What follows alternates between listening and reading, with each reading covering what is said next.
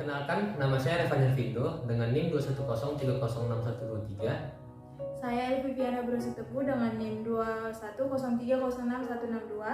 Saya Denny Fremsyah Gregorius Tarigan dengan NIM 210306036. Nah, kali ini kami akan menjelaskan tentang praktikum anatomi dan fisiologi ternak dengan dosen pengampu Ibu Tati Vidianasari SPTMP. Nah, objek kali ini yang akan kami praktikumkan adalah kelinci. Nah, objek praktikum kali ini berasal dari Kingdom Animalia, Phylum Vertebrata, kelas Mammalia, Ordo Lagomorpha, famili Leporidae, genus Oryctolagus, dan spesies Oryctogallus funiculus. Nah, selanjutnya ada bagian-bagian tubuh dari objek berikut. Yang pertama ada caput atau bagian kepala, lalu ada kolum yaitu bagian leher, lalu ada trunkus bagian badan, lalu ada ekstremitas librae terbagi menjadi dua, yaitu ekstremitas cranialis atau alat gerak bagian depan dan ekstremitas caudalis atau alat gerak bagian belakang. Nah, yang terakhir ada caudal atau ekor. Pertama ada kaput atau kepala yang terdiri dari prima oris atau mulut. Terdapat labium superior atau rahang atas, labium inferior atau rahang bawah, kemudian ada vibrissae atau kumis, kemudian ada nares externus atau lubang hidung, kemudian ada organus visus yang terdiri dari bulbus oculi, terdapat kornea, iris, dan pupil, kemudian ada palpebra atau kelopak mata yang terdiri dari palpebra superior atau kelopak mata bagian atas, palpebra inferior atau kelopak mata bagian bawah, kemudian ada plica seminalis. Kelima ada organon auditus yang terdiri dari pine atau daun telinga, kemudian ada porus acousticus externus yang yaitu lubang telinga. Yang kedua ada kolum atau leher, bagian yang menghubungkan kaput atau kepala dengan trunkus atau badan. Yang ketiga ada trunkus atau badan, terdiri dari toraks atau dada, kemudian ada abdomen atau perut, kemudian ada dorsum atau punggung, kemudian ada glute atau bokong, dan yang terakhir ada perineum atau tepi-tepi pada anus. Kemudian kita masuk ke ekstremitas librae atau alat gerak tubuh. Yang pertama itu ada ekstremitas cranialis atau alat gerak tubuh bagian depan yang terbagi menjadi brachium ataupun humerus ataupun tulang lengan atas. Kemudian kita masuk ke antebrachium ataupun tulang yang disokong oleh ulna dan radius. Kemudian masuk ke bagian manus yang terbagi menjadi carpus ataupun tulang karpal, kemudian metacarpus ataupun tulang metakarpal, ataupun kemudian kita masuk ke digiti ataupun tulang yang disokong oleh phalanges.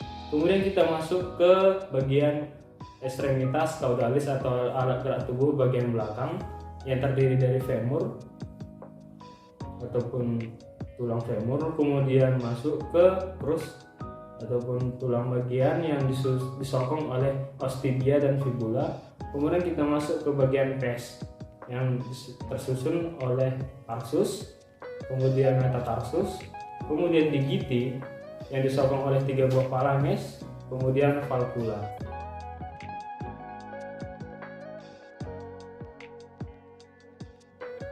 Nah, berikut merupakan penampakan gerakan peristaltik.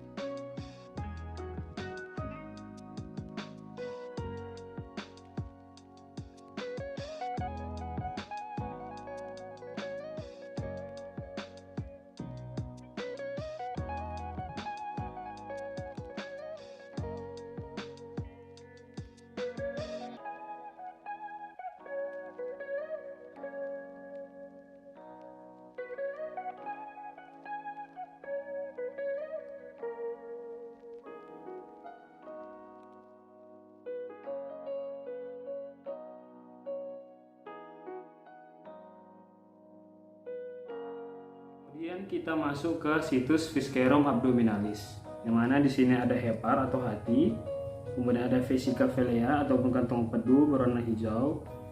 Kemudian kita masuk ke esofagus, kemudian masuk ke ventriculus, kemudian masuk ke liens atau caudal dari ventriculus, kemudian kita masuk ke institutum tenum, kemudian cecum, kemudian institutum crassum, kemudian masuk ke vesica urinaria. Nah, selanjutnya ada bagian diafragma. Diafragma ini terdiri dari dua, yaitu pars muscularis dan centrum tendinium. Lalu ada lubang-lubang pada diafragma, terdiri dari tiga, yaitu foramen vena cava, yaitu untuk jalannya vena cava inferior. Lalu ada hiatus aorticus, yaitu untuk jalannya aorta, dan hiatus esophagus, untuk jalannya esophagus. Lalu ada situs viscerum thoracis. Nah, di situs viscerum thoracis ini terdiri dari empat. Yang pertama ada trakea. Yang kedua ada bronchus, yaitu cabang pada trakea. Lalu ada pulmo, paru-paru. Lalu ada cor, jantung.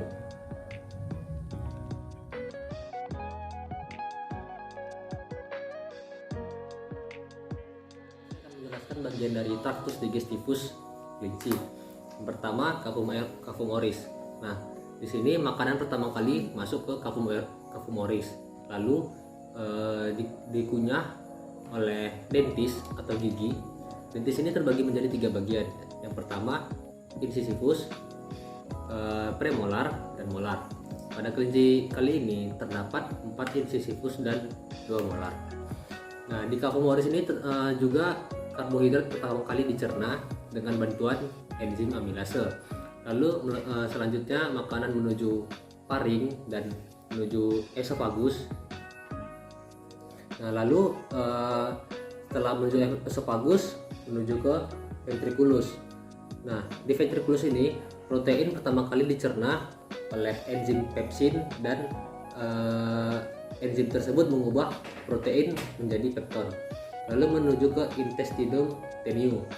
Di intestinum tenue ini terbagi menjadi tiga bagian. Yang pertama duodenum dengan panjang 36 cm, lalu jejunum dengan panjang 111 cm, dan ileum dengan panjang 33 cm. Nah, di intestinum tenue ini atau usus halus, lemak pertama kali dicerna oleh enzim lipase yang dihasilkan oleh pankreas dan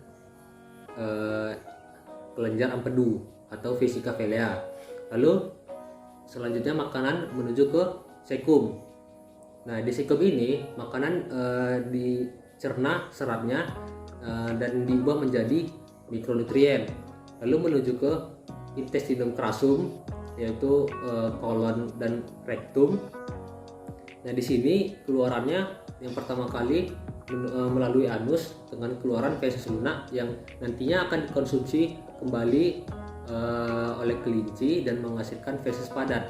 Nah, proses yang tadi yang memakan feses lunak tadi itu disebut kopropadi. Selanjutnya masuk ke glandula digestoria. Glandula digestoria ini terdiri dari hepar atau hati yang berfungsi untuk mendetoksifikasi racun. Lalu ada vesica velea dan pankreas yang fungsinya untuk menghasilkan enzim yang membantu pencernaan. Selanjutnya saya akan menjelaskan bagian dari sistem urinaria dari kelinci. Terdiri dari tiga bagian. Yang pertama ren, yaitu ginjal, terdapat 2 buah di kanan kiri. Lalu ada ureter, yaitu saluran dari ginjal atau ren. Lalu ada vesica urinaria, yaitu kantung kemih. Lalu yang terakhir ada ureter, yaitu keluaran dari kantung kemih tersebut. Lalu selanjutnya ada bagian-bagian dari ren. Yang pertama ada korteks, yaitu lapisan terluar. Lalu ada medula, yaitu lapisan tempat keluarnya urin atau yang putih ini. Lalu ada piramis Malpighi, yaitu yang agak berwarna merah muda. Lalu yang terakhir ada pelvis renis.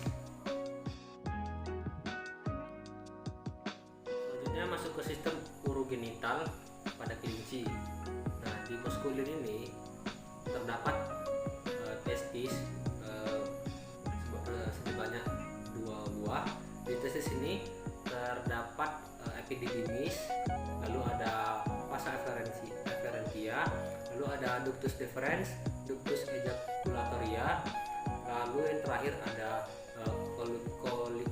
colliculus seminalis. Kemudian saya di sini akan menjelaskan sistema sirkulatoria. Pertama, darah yang ada pada bilik kanan dipompa ke paru-paru melalui arteri pulmonalis.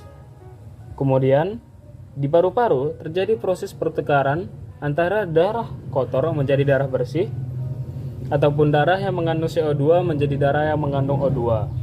Kemudian dari paru-paru darah dipompa ke serambi kiri melalui vena pulmonalis. Nah, dari bilik kanan ke serambi kiri ataupun dari bilik kanan melalui arteri pulmonalis, kemudian paru-paru terjadi proses pertukaran CO2 O2, kemudian masuk ke vena pulmonalis, kemudian masuk ke serambi kiri, merupakan proses sistem peredaran darah kecil. Kemudian kita masuk ke sistem peredaran darah besar, yaitu dari serambi kiri darah dipompa ke bilik kiri. Nah, dari bilik kiri darah dipompa ke seluruh bagian tubuh dan juga kepala melalui aorta. Kemudian pada tubuh ini atau pada seluruh tubuh ini terjadi proses pertukaran antara O2 menjadi CO2 ataupun darah yang bersih menjadi darah yang kotor. Kemudian dari tubuh masuk kembali ke serambi kanan melalui vena. Nah, dari bilik kiri ke serambi kanan yang melalui aorta, kemudian arteri, kemudian tubuh, kemudian masuk ke serambi kanan merupakan sistem peredaran darah besar. Kemudian masuk kembali ke bilik kanan, kemudian masuk kembali ke paru-paru melalui arteri pulmonalis, terjadi kembali proses pertukaran antara CO2 menjadi O2, begitu seterusnya selama individu tersebut masih hidup.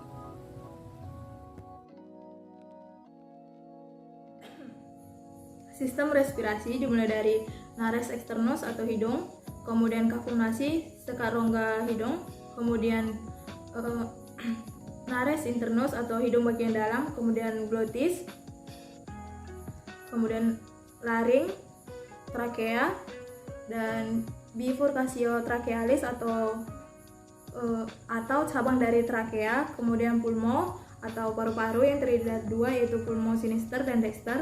Pulmo sinister terdiri dari dua lobi, yaitu lobus superius, kemudian lobus inferius.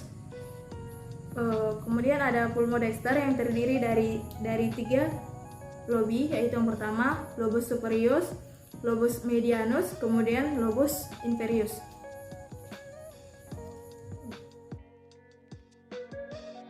Kemudian masuk pada sistem nervosum yang terdiri dari cerebrum atau otak besar yang berfungsi untuk mengendalikan gerakan tubuh. Kemudian ada cerebellum atau otak kecil yang berfungsi untuk mengendalikan kerja otot. Kemudian ada medulla oblongata yang berfungsi untuk mengendalikan sistem seperti sistem pencernaan, sistem pernapasan, dan detak jantung.